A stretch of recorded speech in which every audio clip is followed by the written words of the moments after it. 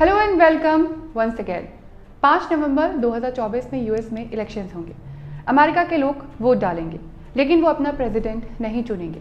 तो फिर वो चुनेंगे किसे? और हर बार यूएस में इलेक्शंस नवंबर में ही होते हैं। यही यहाँ की लॉ है, क्योंकि अमेरिका के वोटिंग ट्रेडिशन के अकॉर्डिंग नवंबर के पहले मंडे के बाद आने वाले पहले ट्यूसडे को ही इलेक्शंस कंडक्ट किए जाते हैं। और ये ट्रेडिशन 200 साल से भी ज़्यादा पुराना है। दरअसल 19th सेंचुरी में अमेरिका की इकोनॉमी एग्रीकल्चर थी, यानी खेती बाड़ी की थी। अब इलेक्शन डेट डिसाइड करने के लिए यूएस कांग्रेसमैन ने सोचा संडे चर्च जाने के लिए रिजर्व है। चर्च के बाद मंडे को ट्रैवल करना आसान नहीं होगा। वेंसडे को मार्केट डे होता है और बाकी दिन फार्मर्स अपनी खेत में काम करते हैं। इसीलिए डिसाइड किया गया कि ट्यूसडे ही ऑब्वियस चॉइस है। और नवंबर का महीना इसलिए क्योंकि नवंबर का वेदर ट्रैवल करने के लिए ज़्यादा प्रिडिक्टेबल था। तो इसीलिए यूएस इलेक्शन की डेट रखी गई नवंबर के पहले मंडे के बाद आने वाले पहले ट्यूसडे को। तब से अब तक अमेरिका में इलेक्शन डेट इसी तरह डिसाइड की जाती है। लेकिन अमेरिका के इलेक्शंस की कॉम्प्लिकेशंस यही खत्म नहीं होती हैं। डेमोक्रेसी का तो यही रूल माना जाता है, जिस कैंडिडेट को पॉपुलर वोट परसेंटेज मिलेगी उसी को जीता हुआ माना जाएगा। लेकिन यूएस इलेक्शन में ऐसा नहीं है। शायद इसीलिए साल 2000 में अल गोर को जॉर्ज बुश से ज़्यादा वोट मिले थे। 2016 में हिलारी क्लिंटन को डोनाल्ड ट्रंप से ज़्यादा वोट मिले। लेकिन इन दोनों ही इलेक्शन में वोट परसेंटेज जीतने वाले शख्स प्रेसिडेंट नहीं बने। तो फिर यूएस प्रेसिडेंशियल इलेक्शन जीतने के लिए ज़रूरी क्या है? ये इतना कॉम्प्लेक्स क्यों नज़र आता है? आज बात इसी पर। ना तो ये दुनिया की लार्जेस्ट डेमोक्रेसी है, ना ही स्मॉलेस्ट डेमोक्रेसी है और ना ही स्ट्रॉन्गेस्ट डेमोक्रेसी है, लेकिन ये दुनिया की सबसे कॉन्सिक्वेंशियल डेमोक्रेसी है और पावरफुल कंट्री है। अमेरिका दुनिया की सबसे पावरफुल कंट्रीज की लिस्ट में सबसे ऊपर आता है। इसीलिए यहाँ की डेमोक्रेसी के बारे में जानना ज़रूरी है। अमेरिका में प्रेसिडेंशियल इलेक्शंस होते हैं नवंबर में, लेकिन जब नवंबर में लोग वोट डालेंगे तो वो ट्रंप और हैरिस के लिए वोट नहीं डालेंगे, वो इलेक्टरल कॉलेज के लिए वोट डालेंगे। कॉलेज वर्ड का यहाँ मतलब है इलेक्टर्स का एक ग्रुप। इन्हीं कॉलेज का काम होता है अमेरिका का प्रेसिडेंट चुनना, और ये सिस्टम अमेरिका में 200 साल से भी ज़्यादा पुराना है। अब इस प्रोसेस को समझते हैं।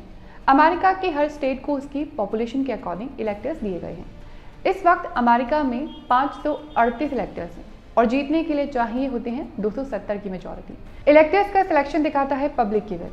कैसे दिखाता है? एग्जाम्पल के तौर पर डेमोक्रेटिक पार्टी की प्रेसिडेंशियल कैंडिडेट हैं कमला हैरिस और रिपब्लिक पार्टी से हैं डोनाल्ड ट्रंप। अब किसी भी स्टेट में डेमोक्रेट्स और रिपब्लिकन्स ने अपने कैंडिडेट्स यानी इलेक्टरल खड़े किए, एक्स और वाई। अब इन एक्स और वाई को पब्लिक जब वोट देगी तो ये माना जाएगा कि वो वोट कमला हैरिस और डोनाल्ड ट्रंप को दिए गए हैं। इसीलिए यहाँ इलेक्टरल कॉलेज का चुनना रिफ्लेक्ट करता है कि पब्लिक किसे चाहती है। लेकिन ये चाहना भी इतना आसान नहीं। यहाँ एक और इम्पॉर्टेंट पॉइंट है।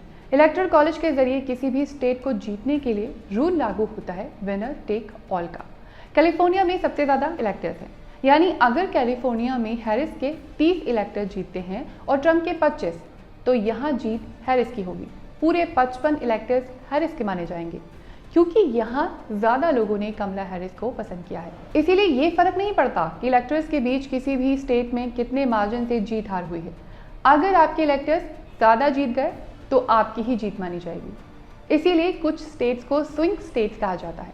स्विंग स्टेट्स इसलिए क्योंकि ये स्टेट किसे अपना वोट करेंगे कुछ नहीं कहा जा सकता। जैसे कैलिफोर्निया को कहा जाता है कि यहाँ डेमोक्रेट्स की जीत होती है और टेक्सास को माना जाता है कि यहाँ रिपब्लिकन पार्टी की जीत होती है। 2016 के इलेक्शन में भी यही देखा गया था। 2016 में कैलिफोर्निया में जीत डेमोक्रेटिक पार्टी की हिलारी क्लिंटन की हुई थी, जबकि उन्होंने कैलिफोर्निया में कैंपेन नहीं किया था।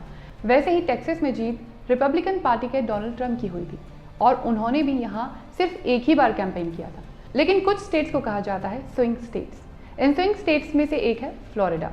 फ्लोरिडा में 29 सीट्स हैं और यहाँ दोनों पार्टीज के बीच में इलेक्शन बैटल काफ़ी क्लोज होती है। क्लोज इसलिए कि अगर किसी पार्टी को फ्लोरिडा में 15 सीट्स मिल जाती है और दूसरी पार्टी को 14, तो ये क्लोज बैटल मानी जाएगी, क्योंकि यहाँ 15 सीट जीतने वाली पार्टी की जीत होगी और पूरी 29 सीट्स उसे मिल जाएगी। इसीलिए प्रेसिडेंशियल कैंडिडेट अपना ज़्यादा वक्त स्विंग स्टेट्स में कैंपेन करने में बिताते हैं, क्योंकि ये स्टेट्स इलेक्शन रिजल्ट को इन्फ्लुएंस करने में इंपॉर्टेंट रोल प्ले करते हैं। यूएस इलेक्शंस की कॉम्प्लेक्सिटी यहीं खत्म नहीं होती है। कुछ स्टेट्स अर्ली इलेक्शन भी करवाते हैं, जैसे मिनेसोटा, साउथ डाकोटा, वर्जीनिया जैसे स्टेट्स में 5 नवंबर को होने वाले इलेक्शन से पहले ही सितंबर में वोटिंग शुरू हो गई थी। अर्ली वोटिंग में यूएस सिटीजन इलेक्शन डे से पहले अपना वोट कास्ट कर सकते हैं। अब early voting citizens in person vote डालकर या फिर ईमेल के जरिए भी अपना वोट दे सकते हैं। लेकिन इन सभी स्टेट्स में काउंटिंग शुरू होगी 5 नवंबर के बाद, क्योंकि 5 नवंबर तक सभी स्टेट्स को अपना वोट करना होगा।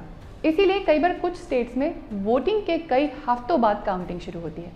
एक और इम्पॉर्टेंट बात, अमेरिका में प्रेसिडेंट को वोटर्स भी कहा जाता है। जितनी भी सिक्योरिटी एजेंसीज हैं अमेरिका में, वो प्रेसिडेंट को वोटर्स भी कहती हैं। दरअसल पोटस एक्रोनियम है, जिसका मतलब है president of the United states. लेकिन यूएस इलेक्शन से जुड़ी ये सिर्फ कुछ खास बातें थी। यूएस इलेक्शन की कॉम्प्लेक्सिटी यहीं खत्म नहीं होती है। इससे जुड़े और भी कई इंपॉर्टेंट फैक्ट्स हैं और भी कई बारीकियां हैं, जिनके बारे में हम किसी और वीडियो में बात करेंगे। लेकिन आप इस वीडियो पर अपना फीडबैक दे सकते हैं, और अगर ये वीडियो पसंद आया तो इसे लाइक करिए, शेयर करिए और चैनल सब्सक्राइब कीजिए।